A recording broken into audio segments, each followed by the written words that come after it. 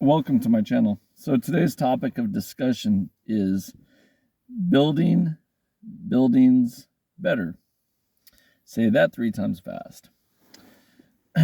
Recently, and since the inception of America, we've had this weather event of tornadoes that go through the central part of North America. And we build buildings that fail in these things. So recently, we've come up with sprayable foam and concrete structures called monolithic domes.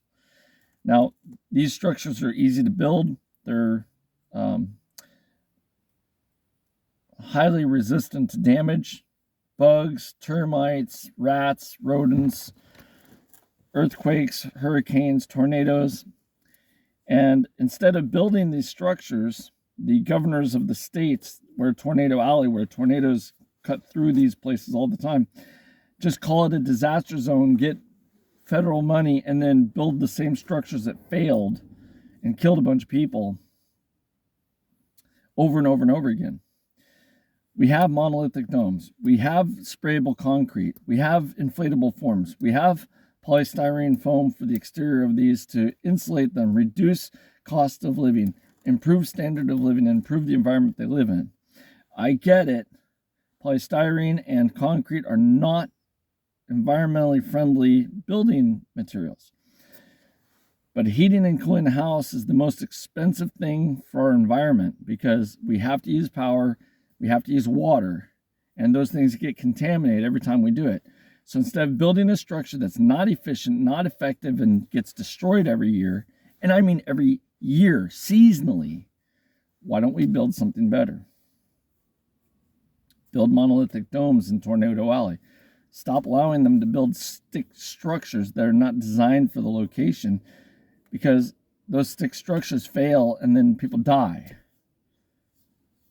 Monolithic domes, or if you have a different technology, we could use that as long as it's better than what we have currently. Monolithic domes are aerodynamic. Air flows over them, flows around them. It doesn't pick them up. It doesn't shatter them. The internal pressure from a monolithic dome versus the outside pressure, which becomes negative, and the internal pressure is positive, doesn't pop the roof off. It can't. It's a reinforced rebar structure in concrete, right? It can't just pop apart. The windows might blow out, but so what? You can replace windows. Not a big deal. The roof's not going to pop off. The walls aren't going to fall down due to a pressure differential. Okay.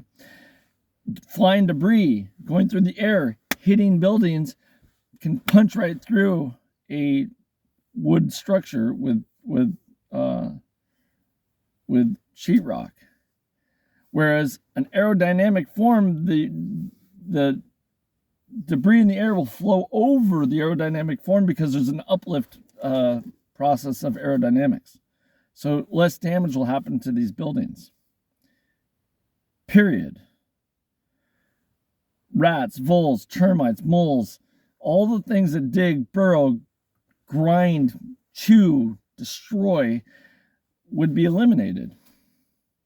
Because concrete is nigh impervious to damage from insects and termites and rodents and things. They just can't chew through it, the material. I agree.